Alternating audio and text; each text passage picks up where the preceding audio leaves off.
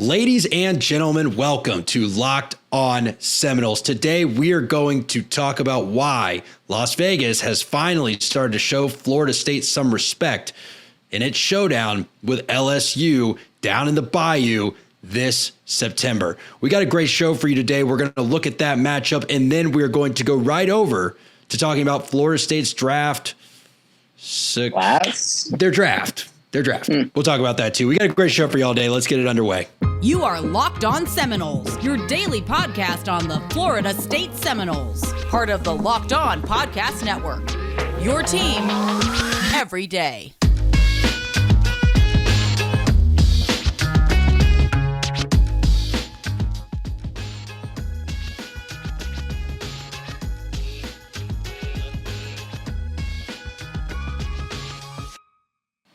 Folks, thank you for being here today. We love you.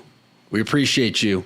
We care deeply about each and every one of you. And while we may just be people on the screen to you, we're fans first, we're people second, podcasters third, and the support really does mean the world to us. So thank you for all of you that have taken the time to subscribe.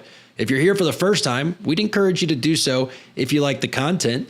And make sure you like the individual video and leave some comments down below for next week's Mailbag Monday, because Mailbag is really just the best time of the week, especially in the off season.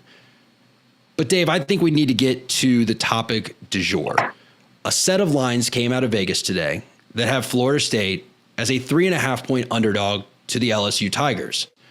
Now, you and I, in a previous life, used to dabble a bit in the wagering, and I like to think we knew quite a bit about it. We are playing LSU essentially as an away team. We're playing in New Orleans against the Tigers. Like, it doesn't get more hostile than that. So a 3.5-point spread is essentially a pick 'em, because you'll see, I think it's typically a 3-point adjustment for the home team. So that's just a little tip for you. If you ever see the home team at less than a 3-point favorite, that means Vegas is essentially saying on a neutral field, that team loses. But because they're at home, they'll give them a kicker. Dave, we're going to dive into some stats on it. We're going to kind of break down the matchup, but just top line, why do you think Vegas feels like this is such an even matchup? Well, I think it has more to do with LSU than giving respect to FSU, in my opinion. Like, this is an LSU team that, say what you want about Coach O. Like, I had 31 players drafted in the last 3 years. They had 10 guys drafted in this last draft after they had a 6 and 7 season? 7 and 6, I believe. Whatever it was. Yeah, it wasn't a great year. They had a ton of talent leave. They've had talent at every level of the offense and defense leave over the last 3 years, including this past year. And there's just as many question marks for that LSU team as there are for this FSU team, if not more. Well, I think there's a lot more, and here's why. Your greatest strength is typically your greatest weakness. So Coach O had 33 players drafted in the past 3 years, or 4 years. 4 years or 3 years? 31 in the last 3 years. 31 in the last 3 years. Oh. 10 of those were last year. Yeah. You have a team that just won 7 games because they didn't care. They legitimately just stopped caring. And now you take 10 NFL players off that roster. It's like, that sets them up for a regression. And I know everyone in LSU country wants to believe, hey, no. We're actually going to be better. We got Brian Kelly. Look what he did with Notre Dame. We've got the transfer from Arizona State. Miles Brennan is back.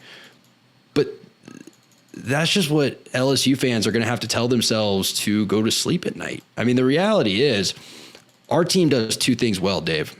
Our team runs well. Yep. And our team is explosive. What they don't do well is the stuff between the explosion. I will be the first to admit that. But when I look at LSU next to us, LSU is bad at every defensive rush and explosiveness stopping metric. And again, this is on a team with 10 players now in the NFL. How many of those were on defense, Dave? You had both their starting corners, D tackle, linebacker, D end lead. Okay, so you had 3 of their front 7 are gone in a defense who last year had a defensive stuff rate of not great. I'll preview that for you. By that -1, that was 33% worse than Florida State's. This front seven at stopping runs at the line of scrimmage was 33% worse than Florida State's. Yeah. Ladies and gentlemen, did you watch our defense try to stop the run last year? This team is substantially worse, and half of their front seven is now playing in the NFL. And by the way, they were that bad with 3 NFL draft picks playing in their front seven. Yeah. So that gives me some confidence that this team could really do some stuff up front. I want to say if we can open the holes, but we've also seen Alex Atkins has a way of creating motion at the line of scrimmage and creating blocking opportunities even when a guy's overmatched. So that part of the matchup's interesting to me. Yeah, you take away like the stat. You can't just take away the stats, but if you step back from it to a simpler way to look at it, like if I'm an LSU fan, I probably feel better like going forward with a coach like Brian Kelly, who has proven success despite not being able to do it on the real big stage, than I would about like a lot of the Florida schools, for example. Like even Mario Cristobal, to me, like Miami fans think he's the second coming of Christ. Like he's no Brian Kelly. He's not. But these LSU fans are having to sell themselves on an awful lot of just kind of puffery. Like there's nothing proven about this LSU team going into this year. And at the most important position on the field, like you mentioned, there's a big old question mark. At least we know who our starting quarterback is. Brian Kelly, for him to win eight games in the SEC West with that LSU roster next year would be one of the best coaching jobs of his career. So, yeah, I don't know that I expect LSU to have a better season even than Florida State, like even taking away the conference factors. Yeah, and look, you're bringing in a guy in Jaden Daniels who played 408 plays at quarterback last year and was like 83rd in the nation in expected points added as a passer. Yeah, I mean, which is a wonky advanced metric. I'm still building my stats database, as you know, Dave, and I haven't imported every player's raw stats. I've got all of ours, and then I've got the advanced stats at QB. You also have Miles Brennan, who I'm going to pull up his stats real quick, but who is, I want to say splashy, but unproven. Oh, sorry, he spells it with a Y because, of course, he does. Yes, why wouldn't you? You look at him last year, and he was 79 of 131, only played in 3 games, 60% completion, 11 TDs, 3 picks. So those are not bad stats by any means, right? But we still haven't heard if he's going to be completely better. His best game came against Vanderbilt. His second best game came against Missouri, and his only other game played came in a 44-34 loss against Mississippi State, where I don't know if y'all remember that, but that was like Mike Leach was Mike Leach, and I guess that game drained all of his power, and he stopped being Mike Leach. But that was the weird game where I think each team threw for 500 yards because Mississippi State had no pass defense. So we don't know what to make of him. Jaden Daniels is a huge question mark. And yeah, I guess I'm not surprised that Vegas is signaling that this is a 3.5 point game. I do think it is a statement of the state of our program that we are still like neutral field underdogs to this team, because I don't know. Am I being too much of a homer here? I don't see it with LSU, and our team has all the indicators of a team that's going to be better. I almost feel like giving our team a 3.5 point edge and basically a 3.5 point under, I don't know what that disadvantage in a true road game basically is probably saying something about respect for the logo that lately we haven't really deserved, because like we said, this LSU team recently has won a national championship. They've had a ton of professional talent. Like last year's team, record-wise, was bad, but had way more NFL talent than almost every single FBS team. I don't know. Like, is that saying that the logo still, they expect it to start bearing some weight? I don't know. I kind of think so, because just look at the two teams recently. LSU has been a lot better, a lot more stable, and a lot more competitive in a lot more difficult conference and division. I I would disagree with that statement, and I will tell you why in just a moment. First, I do want to tell you all about the only food you should be eating to get your workout on, and that's Built Bar. Y'all know the deal. Built Bar before your workout, Built Bar after your workout, Built Bar during your workout, Built Bar on a day you didn't work out. Folks, it doesn't matter. You need protein to keep your body going, and Built Bar has got you covered in that situation. Their bars have 17 grams of protein. They've got 5 grams of carbs and 5 grams of sugar. That is impeccable in the ratio department. And you deserve an impeccable ratio to start your day or end it, depending on what you want to do. But go to Built.com. Despite inflation, they're still giving you 15% off. I think they should raise the price because I'd still pay it, but they're going to give you 15% off with promo code LOCKED15. So go to Built.com. You can use promo code LOCKED15 for your 15% off. All right. I'm talking about Built Bar over here, and I do eat my Built Bars, but it's become this bad tradition where I go grocery shopping on Monday or Sunday, and I just, I guess this isn't that bad compared to other people, but I buy like 1 6-pack, and then I find myself just drinking one every time we record. So I got to keep the label turned for copyright reasons. Now that we've got 1,000 subscribers, they check it. We got like 3 videos flagged. I don't know if you saw that, but wonderful. I did not, and that makes me feel good. Like, they were the ones where I was doing film breakdowns, right? The ACC network flagged us. So thank the ACC network, folks. Anyway, probably gonna get this one flagged for saying that. Yep. So what I was gonna say, Dave, is I disagree with that statement. Not that your premise is wrong or your facts are wrong. It's just like, this was a team that had a lot of NFL talent, but let's look at the timeline, right? Championship in 19, then you had the 2020 NFL draft, right?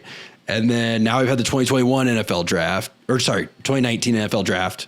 Then we had the 2020 NFL draft. Then we had the 2021 NFL draft. And off of that national championship team, 31 of those guys are still playing in the NFL.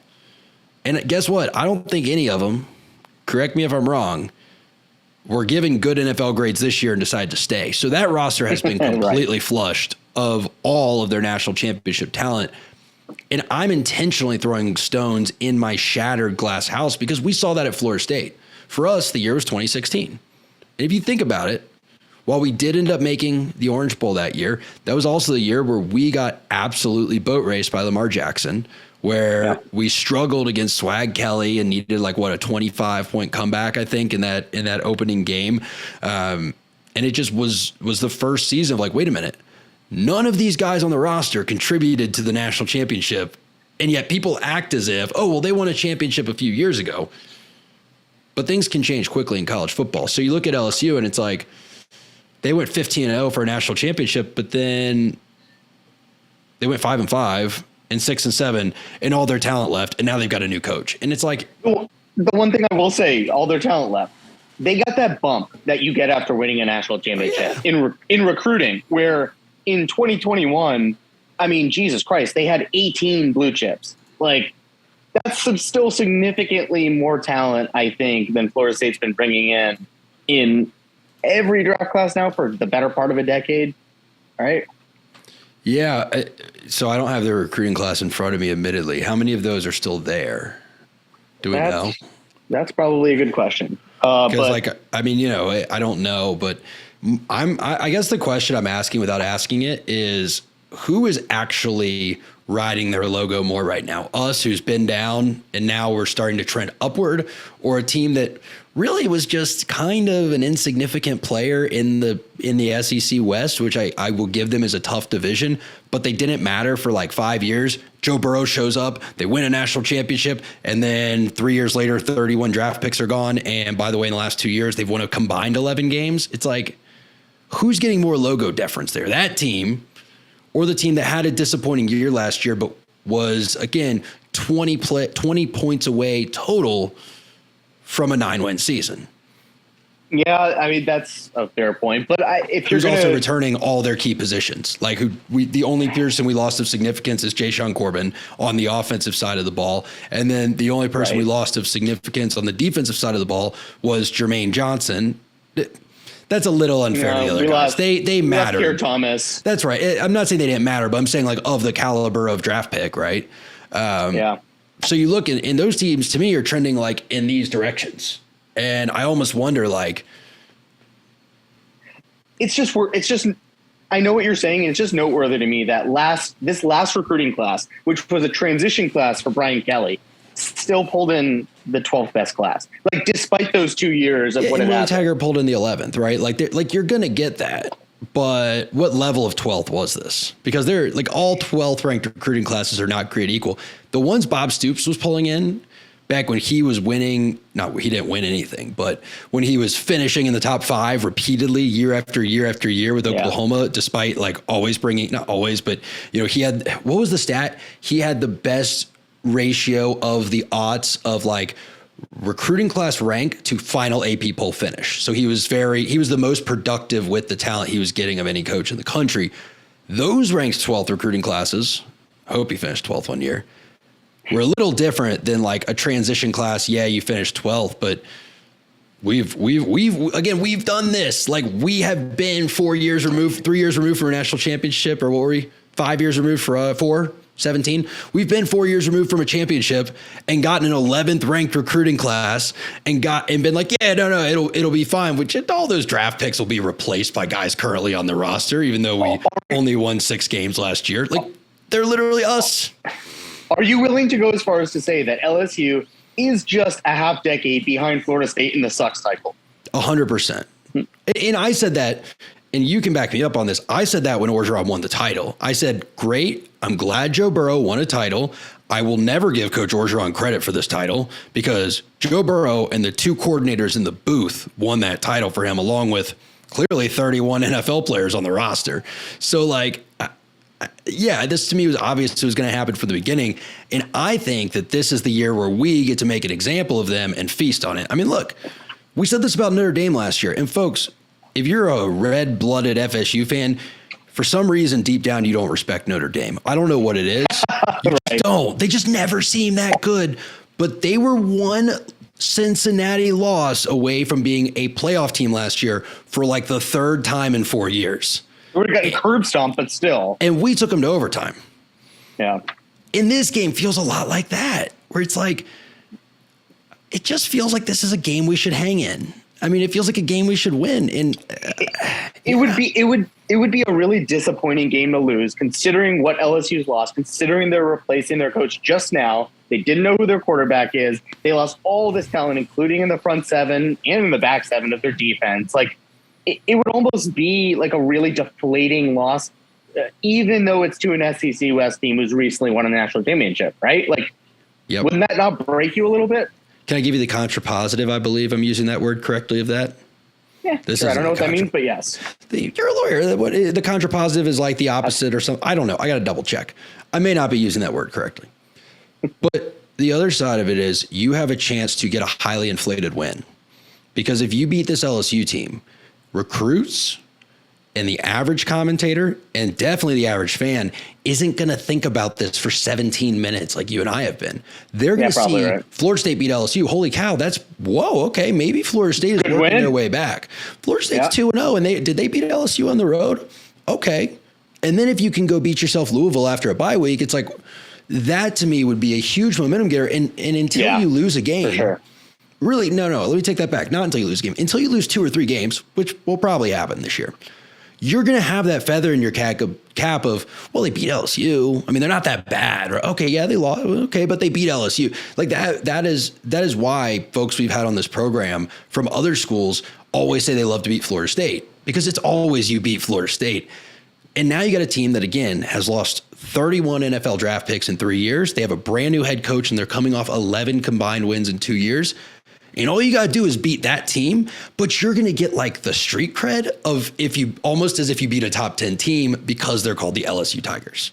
Yeah, and look, just between us girls, we owe Brian Kelly an ass whooping, right? We do. We owe him one. We haven't given him one since 2012. God. That guy needs one.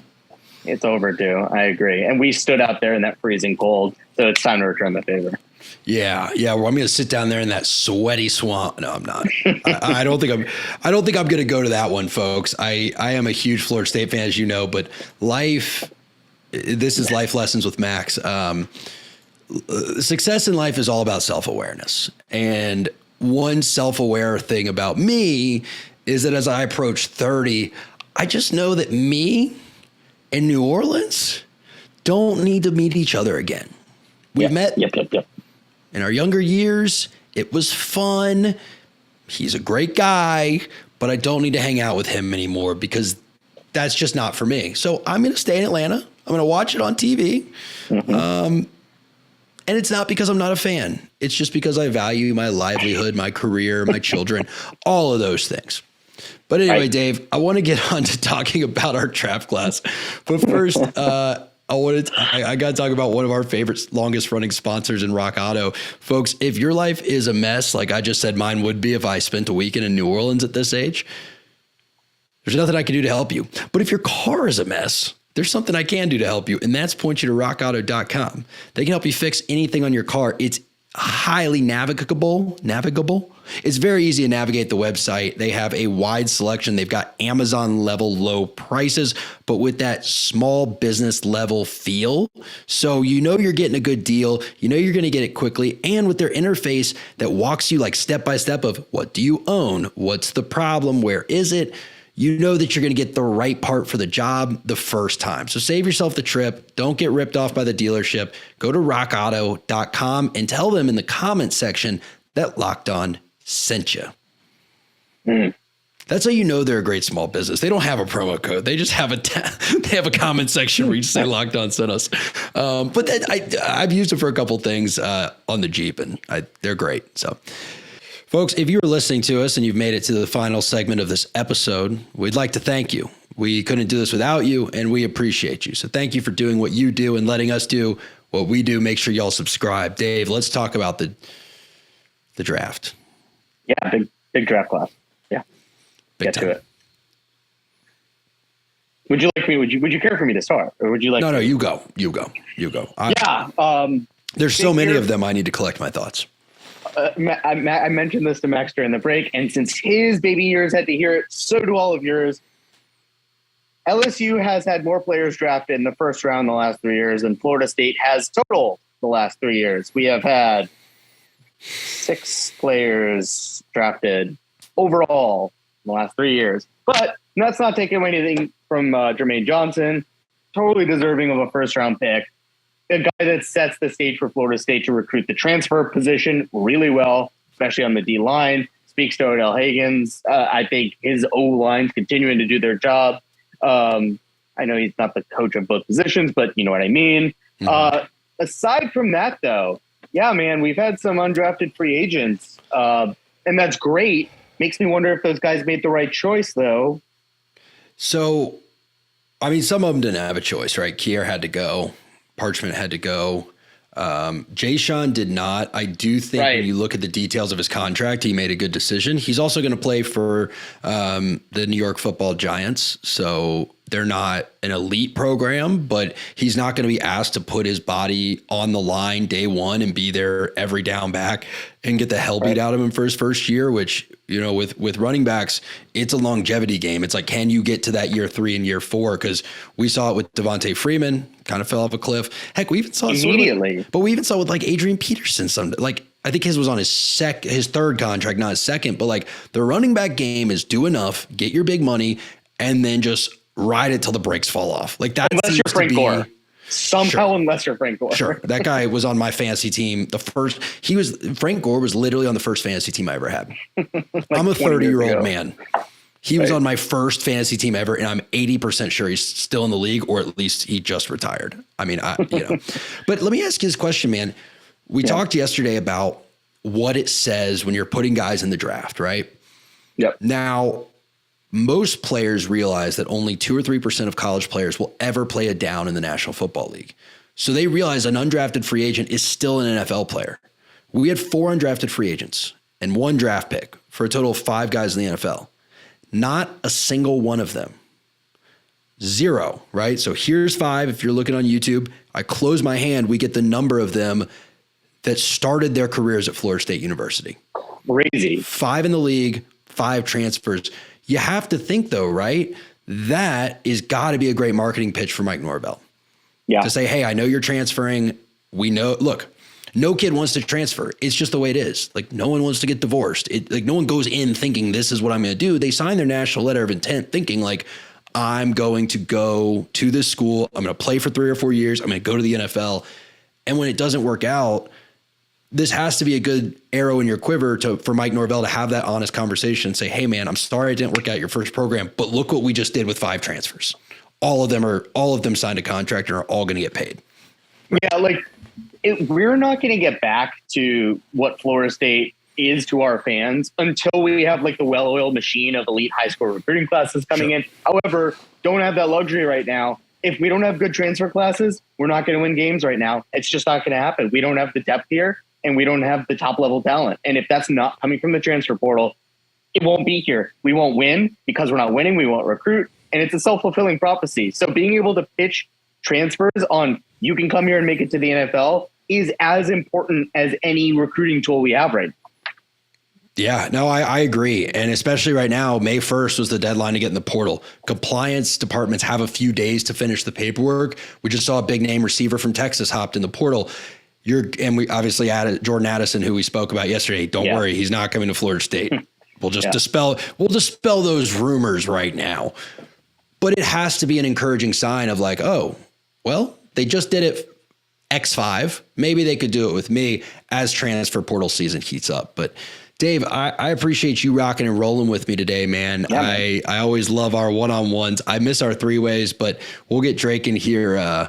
We'll get Drake in here at some point this week. So yes, we will. Thanks for swinging by, everybody. We hope that you had a great start to your day. We appreciate you making us your first listen each and every day. And we will see you bright and early tomorrow. That was Dave. I'm Max. And this was Locked On Seminoles. I don't even care for your second listen. Thanks for listening. We could be your third, fourth. Hell, we could even do fifth.